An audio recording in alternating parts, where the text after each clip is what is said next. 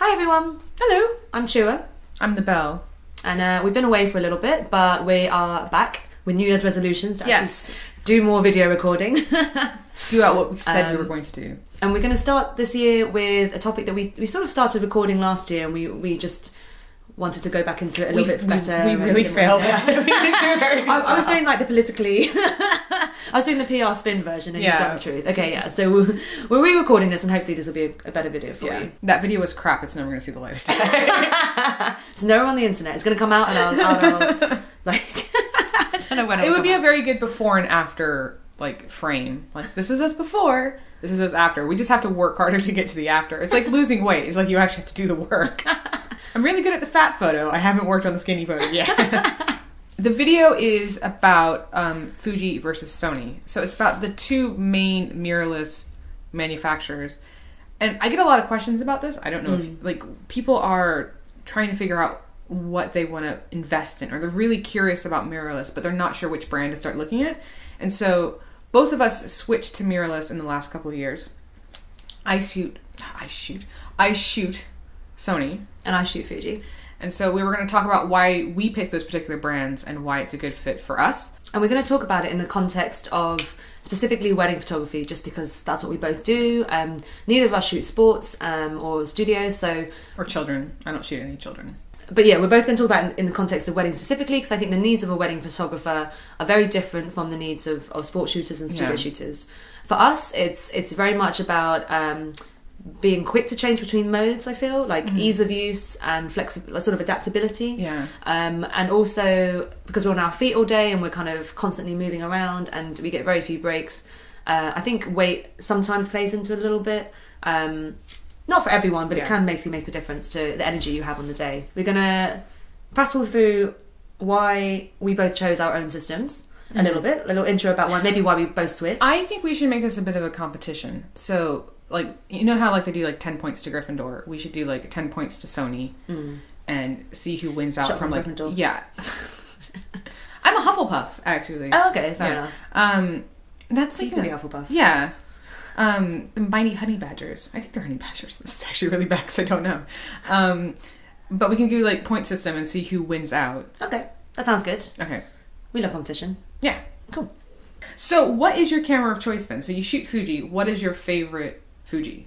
I'm currently shooting with the X-T2. Okay. And I have shot with the X Pro 2 before and the X100, but I will explain along the way why I've settled on the X-T2.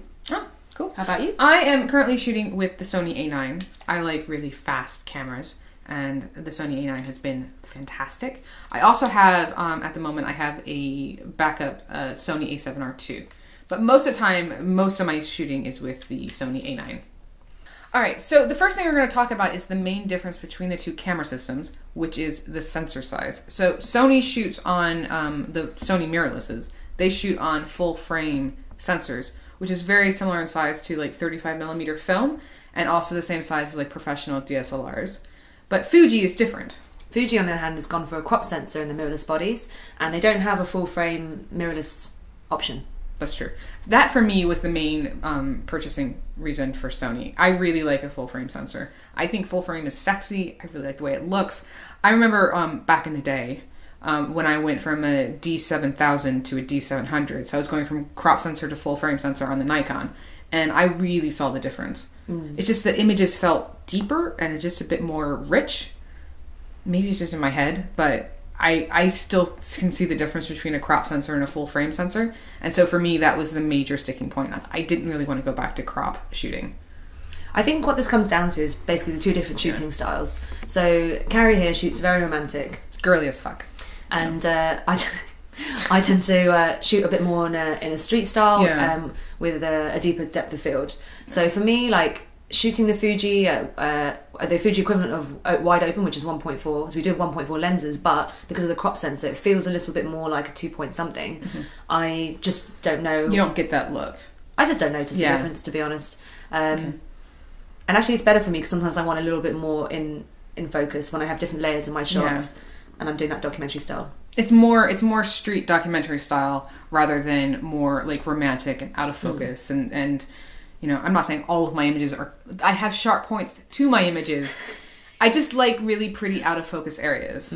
Whereas if I had to shoot everything at 5.6, I would find that annoying, just because that's just not my style. I like shooting things at 1.8 and 2.2 and 2.8. Like, I like it to be a bit shallower. And so for me, that's the main reason why I opted for Sony. So I feel like if we're giving this a rating system, I think Sony gets a point for sensor size. I guess, okay, I'm going to give that to you because I think I would say that by having a full frame, you have the option to shoot wide open, and also if you want to shoot a little bit crisper, then you can stop it down. Whereas Fuji, it's almost like you can only do one of the two options. Right. So, okay, I'm going to agree with you on that one. Yes. We'll give Sony, +1 to Sony. Somewhere. We'll put the one over there. One of the major things that people talk about with Fuji is the battery life. It's a sticking point for many people who switch from digital SLRs who aren't used to the fact that in the past maybe you could change your battery once with the Nikon. And the bottom line is, I'm not really sure why. I guess because of the electronic viewfinder that's constantly giving you... They drain it, yeah. The sort of finished picture in the viewfinder as you go. It drains a lot quicker. So I find...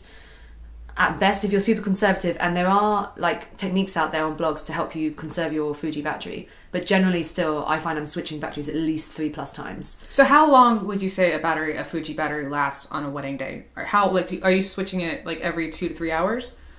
Well, I'm kind of switching it alongside like good card practice. So basically, for me, good card practice is changing your memory cards out frequently, so you're never leaving all your images on one card, so that if it corrupts, you're basically fucked. Yeah. So if you're switching your cards out for different important parts of the day, if one card corrupts, then you never lose a whole wedding. Right, so you're switching your batteries at the same time. So I switch my batteries at the same time. And that's one thing I would recommend to people anyway, even if you're not on mirrorless. I think it's just a good thing to do with the cards. But by doing that, basically, I don't really feel the effect of the pain. I don't feel like switching the batteries is a pain in the ass. I think it's just something that you have to get used to. But it is worth noting that, at least for Fuji, I'm not sure about Sony, but like at least for Fuji, you will burn through a lot more batteries. I pack about 6 to 8 in my bag as spares in case I can't get to a charger, and I bring my charger with me as well, although I never tend to use it. So I shoot on the A9s, the batteries are really good. So I probably will get easy 6 to 7 hours on a battery. Oh. I tend to change it in the evening. On my old Nikons, I could get a little bit longer, but I could easily do 6-7 hours on a battery charge. If it's a short wedding, like it's a 5-hour wedding, I won't change batteries at all. A full length 10-12 hours I'll change probably at the meal, which I don't think is that bad. I think that's actually really good. So I feel like Sony has done a lot to make the batteries a bit longer life. I've noticed on some of the other Sonys, like the A7R2, the batteries are a lot quicker to go. Okay, so this is an A9 specific. So the A9 battery lasts quite a long time. The A7R2 battery seems to last maybe 3-4 hours. So I feel like Sony's working on the technology. So maybe a half point to Sony for that one, because not all of their cameras are at that level. I think one thing I would love to see Fuji improve on with regards to the battery is actually the battery, not necessarily the battery life, but the battery life indicator. So on a Fuji, it's just sort of 3 color block bars, and there's no like percentage mark or anything like that. So what I usually find is it's fine in the beginning, but then when you get towards the end of the last third, it drops off very suddenly. So I like to change it out when I actually have a third of the battery left, just so I'm never caught short where I'm taking a group shot and I suddenly run out of battery. Does Sony have a percentage? On the A9s, it definitely has a percentage. Off the top of my head, I can't remember if the A7R2 has a percentage or if the new A7R3 has a percentage. But I know my primary cameras, the A9s have percentages, which is really nice. It's kind of very helpful. That's better, yeah. So in that sense, I would definitely give a slightly... 3/4 of a point to Sony. Okay. Yes, winning. The other big thing is like how the cameras work themselves, like the menu systems and stuff like that. And I think this is where Sony's going to lose its point lead advantage, because I find the menus really confusing. I think everyone does. They just the words they use to describe things are so much different than what I'm used to with like Canon and Nikon, that sometimes I'm just like I have to almost like look them up in the book. So the first week that I had the A9, I actually carried the owner's manual around with me, just like looking stuff up, because I couldn't figure out what. And like I've never really had to use an owner's manual of a camera before, whereas like now I was just like, I feel very confused about this camera. Now that I got it, I know where things are, I understand the words they're using, but there was definitely a learning curve, and I think the menu system had to do with learning curve. I found that years ago I have actually used a Sony A7S, I think it was. and I only had it for a month or so, and I was very instantly put off by the menu system. I just felt like it wasn't intuitive, and I just couldn't really easily fall into using it and fall in love with it quickly. So for me, the menu system was quite a big deal. I think you were telling me the other day that you can now customize it a bit more with the A9, so it might be different compared to the A7S. I think they've heard the feedback, and they now have like the star menu thing, and you can save your favorite things to the star menu, and you can reorder the star menu. So that so if there's a thing that you use a lot, like format, you put that number 1 on top of the star menu. So all the things that you use frequently go straight to that menu, and then it's there. So I think that's been a really good move on their part. But if you have to find something you don't use very frequently, it's kind of like, what the fuck is this? I have no idea. So I think they're getting better, but I found when I've picked up your Fujis, I found them a little bit more intuitive as far as the menu system goes. I think a little bit is an understatement. You're being kind. I'm being kind. When you pick up the Fujis, like the menu option works on the left. They have little icons, so to me it's obvious. Like I don't think I've actually ever looked at the Fuji manual. I think off the top of my head, I think I must have done at one point because that's just what I'm like. I like a good manual, but I sort of haven't needed to for like most of the functions. And even if I'm out on a job and I'm trying to find something new, I can probably generally find it. You can also do a lot of customizing with the menu and on Fuji and set up a custom menu, and I haven't even needed to do that, to be honest, because all I did was, as long as I designated my main features to specific buttons, that's all I needed. Oh, fair enough. Yeah. No. So I would say 1 point to Fuji? Yeah, a good solid 1. Okay. So what we're going to do for you next is something that I think real geekers always love, like us, which is an autofocus speed test. People always ask us, like, which one is faster, or is it fast enough to shoot weddings with, things like that. So we're actually going to just live zoom, basically focus on something and just let the beep happen. And the funny thing is Kari has been looking for how to turn her beep sound on in her menu for, a good solid minute so far. And I found it in my Fuji menu for about 3 seconds. So I feel like that means it's kind of maybe an extra point to Fuji. Do I get like an extra half? For every 5 minutes it takes you to... I never turn on the beep. I don't care about the beep. Neither do I, So once it's off, it's off. It doesn't matter. Yeah, but neither do I. And I found it in like 2 seconds, basically. So we will come back to you in a bit to do the autofocus test once she's found it. So I never found the beep for the autofocus. I'm not that fussed because I don't really like the beep. I keep the beep off anyways, but I turned the audio signals on. I just couldn't find it. So you kind of sound like you just said, like, I didn't get invited to the party, but I don't care. She couldn't find it in the menu. So I couldn't find it in the menus. It's not a function I use very much. I don't really care where it is, so I just couldn't find it. But that's a good testimony, though, to the Sony menu. That's okay. But for this test, it's okay. Yeah. So we're going to do it where Fuji, you'll hear the beep, and Sony, you'll hear the shutter click, basically. Yeah. So we're going to do a live autofocus test. We're going to focus onto the sofa bed / double bed. We're going to focus down here, and then we're going to focus up towards the camera, and just to kind of see which one perceives to be slightly faster focus. So it's pretty much center focus, just one shot. Right. We'll do it a few times as well, shall we? Yeah, a few times. Okay. So, alright, so I'm focused down. At the zip level, focus down. Okay. Okay, and then now focusing up. 1, 2, 3. And we'll do it again, and maybe you count in 3 because there might be delay reaction time, to be fair. Okay, so down. Okay, and you count in. 1, 2, 3. That seems, as far as like, especially to refocus and shoot, that seems fairly on par. I think a lot of tests have shown, like, for example, like these two cameras are very different cameras. This one is known for having really great autofocus. But from a practical standpoint, to go from like here to there, I think that's a fairly real life test. Yeah. Like you're looking down at one thing and all of a sudden you're looking up at something else. You want it to go from short to longer range. Yeah. And I feel like, like you say, the Sony A9 autofocus has been sort of well advertised and the Fuji's necessarily hasn't been. But actually you can see from that live test. And that's also a still subject on a contrasting background. That's a very easy focus thing to do. Whereas like we could in theory do another test where someone's running through the frame and it has to track the person running through the frame. That's a whole other test. I don't feel like running around. It's bloody cold outside. So so we could say I think it's equal. Point to equal as far as both of them clearly have working autofocus systems. I've been really happy with the autofocus systems on the Sony. I think they work really, really well. So I would actually say I'm happier. I find them more accurate than what I was experiencing on Nikon. And I think a lot of people worry about it from switching from digital SLR to mirrorless. Like, is the autofocus as good? And I remember when I first touched a Fuji years and years ago, like which was the X100. When you lost your Fuji virginity. Yeah. That's what made me put it down and actually go back to Nikon. It was simply because I just didn't feel like the autofocus was quick enough for me. So huge leaps and bounds have been made in technology. And interestingly for Fuji, they have this kind of sort of like Japanese philosophy called Kaizen, where basically they like to give you a lot of small updates and specifically firmware updates. And so since I bought the X-T2, I've actually had, I think, maybe off the top of my head, 2 or 3 updates to the autofocus system where they've actually changed the algorithms of how it actually works.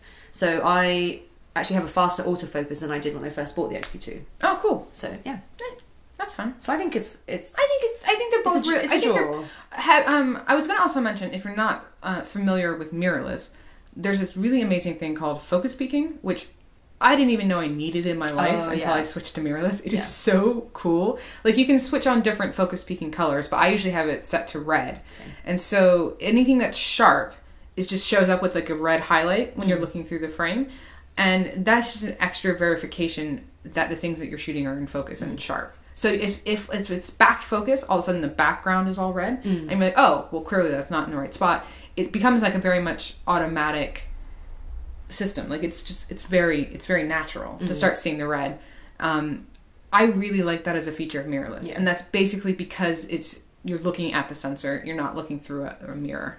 I use it. I use focus peaking sometimes when I'm shooting in manual. So I shoot a lot of my dance floor shots in manual focus, just because, as fast as the autofocus is, it's still never going to be as fast as just that instant shutter click where there's zero hunting whatsoever. So as a result, you can see that person when they're dancing coming into the frame. You see them being red. Yeah. So it's really useful for that sense. And both of them win over digital SLRs in that sense. Yeah. I'm now that I've had focus peaking, I'm like, you wouldn't go back. No, I wouldn't go back. I wouldn't go back at all. So I think, that's one point. Yeah, I think both of them have decent focus. Cool. All right. One of the biggest perks about mirrorless over DSLR is the electronic viewfinder, the EVF. And the first time I picked up the A9 and put it to my face, I was just like, holy shitballs, that electronic viewfinder is incredible. Yeah. And so I think when you're comparing different mirrorless companies, you kind of want to compare how the electronic viewfinder works, because it's such a big part of shooting mirrorless. And it changes how you see images and how you see exposure. And how many shots you miss. And I guess if the electronic viewfinder isn't fast enough, then you're going to find it really frustrating, because you're not looking through the lens like you would on a traditional DSLR. So on a DSLR, let me get a camera, hold on. So on a DSLR, you're looking through the viewfinder, you look at a mirror, and that mirror reflects down into another mirror. That's a mirror box shutter, and then that reflects out through the lens. So what you're seeing in your viewfinder is actually what you see in the lens. Whereas with mirrorless camera, what you see in the viewfinder is actually a sensor showing you what the sensor is seeing. And so the advantage of this is basically you're seeing the finished picture as you're taking it, which means gone are the days of you taking a shot, like 20 shots, and realising after that you're a little bit underexposed. Yeah.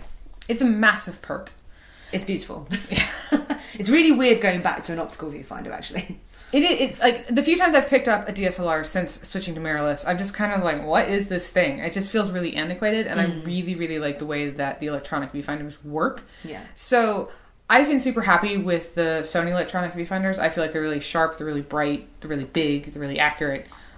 So I have absolutely no complaints. I think they're awesome. Okay. How do you feel about the Fuji electronic viewfinders? Okay. I love it as well. I have the exact same experience of you as you, where when I came from optical, I was like, whoa, holy shit, this is good. Let's not go back. So I feel like both of us should get a point for just having an electronic viewfinder. Yay. But what I will say also is for not the X-T2, but on the X Pro 2 model with Fuji, you also have an optical viewfinder that is kind of mimicking like an old school film rangefinder. So lots of people who do street photography or like shoot weddings in street photography style love the X Pro 2. The optical viewfinder basically has a kind of a white box frame within the viewfinder where you can pretty much see what's coming in and out of the frame on the sides before you take the shot. So it's like a wider field of vision. Yeah. Or yeah, pretty much. Yeah. Okay. So it just means that you can just sort of frame action coming into the shot much easier. You can kind of see like, a kid running in from the side faster before it happens, and you can just time it better. And that's a really sweet advantage, which personally I don't use because I just don't. I find like the hassle of dealing with like the adjustment of the parallax correction, that thing, where because the viewfinder is to the side, like an old school rangefinder, and size of the lens, there's a slight sort of adjustment in the actual field of vision. So for me, that's sort of it complicates it slightly more than I want. But can you turn the optical viewfinder off? And okay, so you can make it an electronic viewfinder. Yeah, so there's one switch on the X-Pro 2, and literally you can switch it between electronic, optical, both, and you can just flip. Yeah, and it's actually built into the front of it. Okay, so I would give it a half point. Just for having that extra function. For having that extra function and option. Yeah. And it is different from like an optical viewfinder and digital SLR. It's kind of like a digital SLR's optical viewfinder, like with steroids. Right. Yeah. But so it's not something I would want to use, but I think it's nice to be able to pick. Yeah. Okay. So half point. Like one and 1.5. Yeah. Cool. I'll give you that. The one thing that we were going to talk about real quick was the lenses that are available for each camera system. So if you're going from like a DSLR system, you've invested in that system, it's quite scary to go into another system where you don't know what lenses are available, you don't know what lenses are sharp, you don't know which ones are good, because everything you know about lenses now is just thrown out the window. So it's a good idea when you're considering switching from, let's say, Nikon or Canon to a mirrorless system to take into consideration what lenses are available to you. With Fuji, have you found like that to be the same case? Like it's the same lenses that you were finding from Nikon, or is it like a whole different thing? Well, the thing with the crop sensor is that basically the lenses that you have are different focal lengths. So we usually speak about Fuji lenses in terms of like its full frame equivalent. So for example, I have a Fuji 23 1.4, and that's the full frame equivalent. Well, its full frame equivalent is the 35 1.4. Right. So we have a smaller range in terms of we don't have the kind of 1.4, 1.2, and the 1.8. We tend to have like a 1.4 and then a 2. Oh, okay. So we have like a 23 1.4 and then a 23 2, and the f2 lenses tend to be a little bit smaller and flatter and slightly more pancakey. So and some of them are actually more recent as well. So people recently have been really raving about the 23 2 in relation to the 23 1.4, but personally I haven't tried the 2. I personally I shoot with prime lenses only, so I haven't tried their zoom lens selection, and I find I was able to get the same prime lenses on the Fuji that I used to have on the Nikon. Okay, so your favorite full frame DSLR lenses that you had before were the 35 1.4 and the 85 1.8. And you're finding that's pretty much the same on the Fuji, and you like those lenses just as much as you liked them before? Yeah, so I now have a 23 1.4, which is the 35 1.4, and I have a 56 1.2, so in a way I've upgraded a little bit, because Nikon didn't have that, only Canon had the 1.2, and that's the same as the 85 1.8, I guess. Yeah.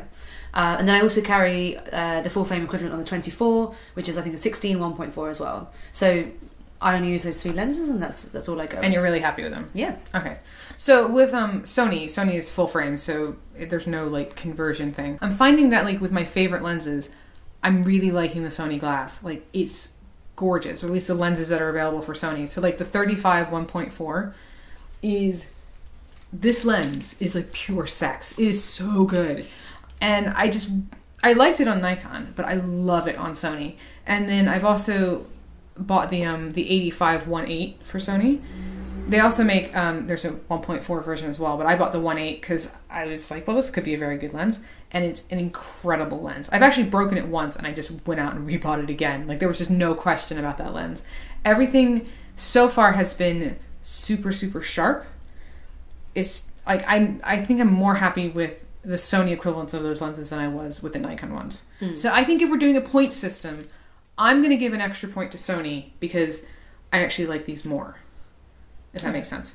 They don't have any of the Sigma Arts available yet for Sony, which they're coming out with Sigma Arts, so there's going to be even more Sony lenses available. Plus, you can get these, which are little adapter things that adapt like other full frame lenses to Sony. So like this one here is Should I model it for you? You can model it for me. This one is a autofocus adapter for manual lenses. So this is like an old Minolta 58 1.2, which turns it into a autofocusing lens, which is really cool. It's not particularly speedy autofocusing. Like I wouldn't do somebody who's like moving really quickly with this lens. But as far as like a portrait lens, you can use some really old glass that has a lot of character and actually make it more functional than you did before. Actually, speaking of functional, this is my Nikon 45 tilt shift with a Metabones adapter to it. I would say this lens is easier to use on a mirrorless camera than it is on a DSLR. Ah, because of the live... Because of the focus peaking. Oh, okay. So with like the tilt shift, the focal plane moves around like this. It doesn't stay like at one plane. And so as you can actually watch with focus peaking, the red, just you can watch the focal plane move around. It's twice as fast. Before you had to like keep zooming in and double checking and making sure everything was sharp. With a mirrorless camera, it's incredibly fast. So I would actually say that Sony has more lenses available. Okay. Without counting the number. And maybe more diverse. It seems like there's more diversity because you can use other third party outside of Sony, right? Yeah. That's the impression I'm getting. Yeah, because there's basically you just put a little mount adapter on it and you can still use all these other lenses. I feel like for your favorite lenses that you want to autofocus and use quickly, those should be a native mount lens. But you can kind of get some fun lenses that are exotic glass that you can use a mount for. And the world's your oyster. Like, I didn't really need to sell any of my Nikon lenses. I could have still used them. So I kind of think, like, even though Fuji don't have, like, necessarily as that diverse a range as Sony, I think the good thing about the Fuji lenses that I've noticed from using the Nikon is that they're much lighter and smaller. That's true. So for me, when I was switching to mirrorless, and weight was kind of a factor, and I really wanted to minimize that so I could conserve a lot of energy to carry on shooting kind of more intensely for longer, getting rid of like a 70-200 and even comparing like my Nikon 35 1.4 to the sort of 23 1.4 I use now, everything is just much lighter.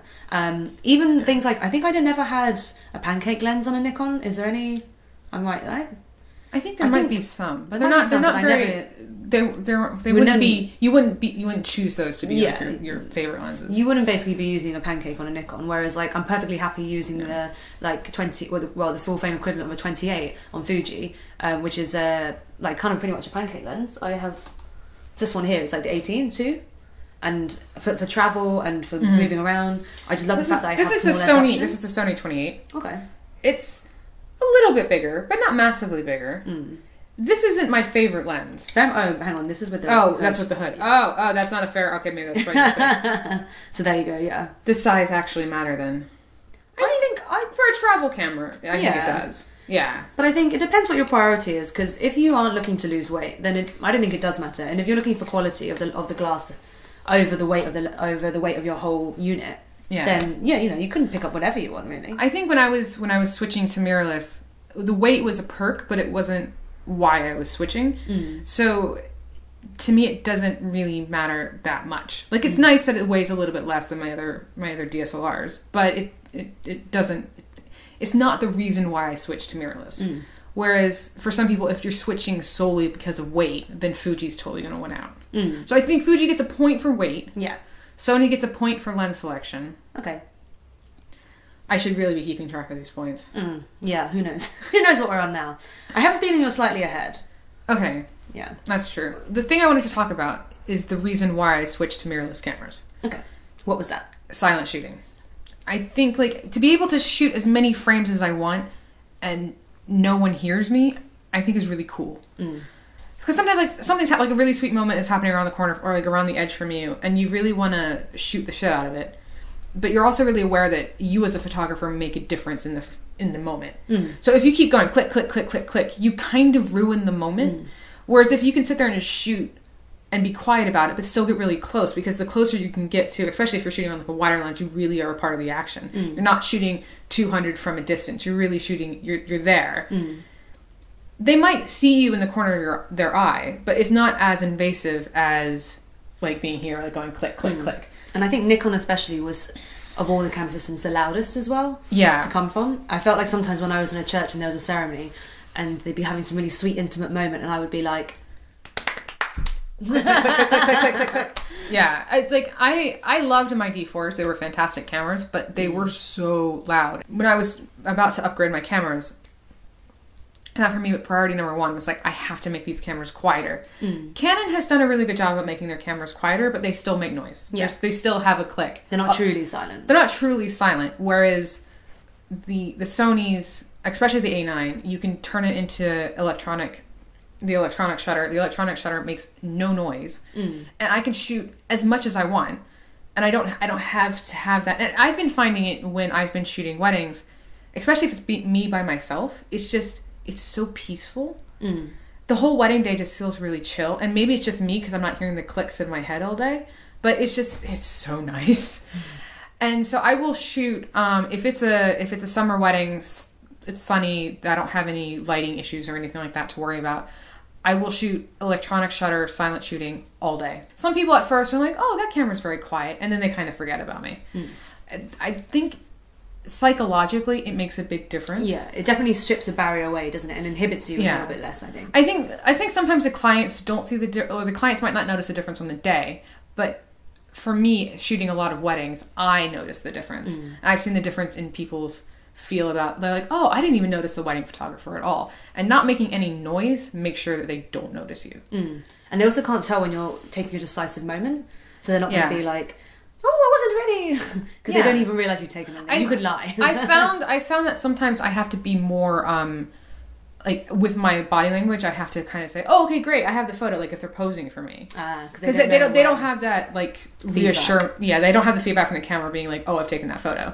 But I need to be able to like shoot whenever I want to, and especially during ceremonies. Like it's not about the photographer at the ceremony at all. To be able to shoot in a really echoey church and make no noise is like well worth the money, and that's exactly why I've switched. And so I've been finding the silent shooting on Sony, especially on the A9s, absolutely fantastic. I've actually had cases before where the church has basically said to me, "Oh, you can't shoot during the ceremony because you're going to make too much noise." And I've said to them, "Well, look, I have the silent shutter mode. Let me prove to you how silent it's going to be, and if I promise to stay in one spot, can I just take a couple of frames?" And they've been like, oh, okay, yeah. Because with them, they're so used to, again, like the old school, really loud noises. So if everyone was on, eventually when everyone's on mirrorless, I think a lot of the rules about being able to shoot during, really religious ceremonies might actually change over time. So have you been finding that silent shooting has worked really well on Fuji? I find I use it in very particular circumstances, mostly because the Fuji's like electronic shutter mode is basically limited by, sometimes if you have something moving very fast, it will kind of distort the frame a little bit, because I think there's something to do with the rolling shutter. So if someone's in a ceremony and they're just standing up at the front of the church and having a sing-song, then that's fine for me, because there's going to be no distortion there, so I'm happy to use it in that scenario. Whereas I don't tend to use silent shutter outside of that, basically, because most of that stuff that I'm shooting when I'm shooting a documentary style, like everyone's moving in the frame, so I don't really trust it. If I don't need to be completely silent, there's almost no point for me to use it. I mean, the only times I've ever had to cross that boundary between shooting something moving fast and needing to be silent is if I'm doing like theatre work, where there's a performance going on, and that's the kind of situation where sometimes I will go into dead silent shutter, and if there's a slight distortion, I just gamble with it, basically. Oh, okay, fair enough. So, yeah. I haven't seen, with the A9, I haven't seen any distortions. I know it's distortions you're talking about. I've seen people posting examples of them, but and I have to say, I think it's not just a Fuji thing. I think it's a symptom of sort of the electronic shutter technology up until maybe the A9. I haven't had any distortion issues with the A9. I have seen on the A7R2, I've seen some banding with weird LED lights in silent shutter. The A9, not so much. So I feel like I think the technology's there. I think they're doing it. But it's one of those things where you can easily just turn on the mechanical shutter when you need to. So you have options of both. You can still use a mechanical shutter, but you can also use the electronic shutter. Yeah. So I think a point to Sony, maybe a half point to Fuji. Okay, I'll take that. Yes. I think one of the most important things when you're considering switching camera systems is the cost. The cost. Yeah. Because you've spent so much money on all of these other things that when you're wanting to switch to another camera system, you're like, crap, it's really expensive. It definitely puts a lot of people off, I think. Yeah, especially if you spend so much money on your lenses and your gears and stuff like that. And the thing is, you don't have to do it all at once. You kind of want to, especially when it's new, cool toys. But just buy one camera body and one lens, and that it kind of starts you on the way. And then, I found a lot of my old equipment I was able to sell for a very reasonable amount of money. So you can make up for the cost slowly, and it doesn't hurt as badly. But you still have to consider the cost of switching when you're switching. Okay. So how did you find the cost of switching when you were switching to Fuji? To be honest, I don't think I incurred much because I was able to sell off a lot of my old gear. Okay. And I think the Fuji bodies were roughly about the same price as my DF body. Actually, I think my DF body has gone up in value since I bought it. So when I originally bought it, it was like 1.1, and then because I stopped making it, I think it went up to like 2 or something crazy like that. It's a collector's item now. Yeah, it is actually, and I still have one with me just in case anyone wants to buy it. But and then the prices of the lenses as well were kind of comparable, so it was pretty much a straight swap in and out for a lot of the time. Yeah. How about you? I found it to be really expensive just because I kind of did it all at once. And the Sony equipment is expensive. It's not a very cost-effective equipment transfer. The flagship Sonys are a little bit cheaper than the flagship Nikons. So the flagship Nikons will run you about like £5,200. The flagship Sony will run you about £4,200. So it's a little bit more. It's a little bit cheaper, but the lenses are still just as expensive. And I also found that there's not as many used lenses floating about. Yeah. So like with a used Nikon lens, I could find a used Nikon lens really easily. With the Sonys, I hardly ever found any used Sony lenses. So that kind of made it... I still wanted to buy the new ones because I wanted to make sure that they were perfect and new and pretty. But I found I was pretty much buying brand new everything. Was when I was shooting Nikon, I was able to find really good deals on used equipment. I spent a lot of money switching to Sony. But it hurt. It hurt a lot. I think at this point it's good for us to point out that we've been talking about Sony and Fuji in general, but we pretty much both use kind of like the leading, I would say sort of like the mirrorless flagship models of each of the brands, right? So Kari's on a Sony A9, I'm on a Fujifilm X-T2. Yeah. And now when we're talking about cost, it's probably the only way we can really directly compare costs is if we're talking about their top flagship models. Yeah. So the Fuji X-T2 cost, I think off the top of my head, 1,400. Okay. And the Sony A9 cost... brand new when it first came out, the Sony A9 was about 4,200. It's gone down a little bit in price, but it's still a chunk of change. It's still a sweet... If my A9s disappeared tomorrow and I had to buy new ones, it would hurt. It would hurt really badly. Thank God for insurance, but it would hurt. It's just one of those things where the camera bodies are really expensive. And Sony has a really high rate of development. They seem to come out with a new camera model fairly quickly. And so if I wanted to stay on top of always having a new camera model, I would be shelling out a lot of money. I would only shell out for more if I felt like I was getting something out of it. And actually, this is one thing I think that works in Fuji's favour with the cost, that because they have this sort of like philosophy of giving you lots of little firmware updates, in a way I've sort of upgraded my camera without having to actually buy a new body. Yeah. So I paid once, a couple of years ago, 1.4K, and I've sort of effectively gained a few new cameras over that time, which I always give shout out to Fuji for that one. So give them a point. I'll give them a point for being sort of... Sony's had some firmware updates. I mean, I've seen them come through. I think I would actually prefer a camera company that had a faster rate of development rather than a slower one. Not just a software update, but like it needs to be a hardware update. Because like sometimes you break a camera and you're like, oh, I need to replace it. You want to replace it with the new thing. And if they haven't come out with anything in like 2 or 3 years, you're just like, oh, I don't want to buy the one that's already like 3 years old. I want to buy the new one. And so if they have a really fast rate of development, you can decide when you're buying that new hardware. Versus Nikon took... Do you remember like the D700? Yeah. They had the D700 out for, God, it must have been 7 or 8 years before they gave an adequate D700 replacement. And when I needed to replace my D700, I couldn't. There was nothing to replace it with. I didn't want the D600 and I didn't want the D800. And I found that really frustrating. So I actually prefer, even though it's more expensive, to have a camera company that just like... puts shit out there and does it. Which that's really terrible for my bank account. It's not going to do me any good whatsoever. I've got the like sort of reverse attitude, I think, where I think the sort of the less new sort of stuff being generated, I think this is better. Because I'm a bit of an ego hippie, so I kind of feel a little bit like I want to... You don't want the new toy. No, I want the new toy. No, I want to like have less in the landfill. That's how I see it. Well, I'm not chucking them away. I don't want you to be throwing your Sonys out into the trash. I don't want it anymore. So talking about lenses as well, because that's a factor with the cost as well.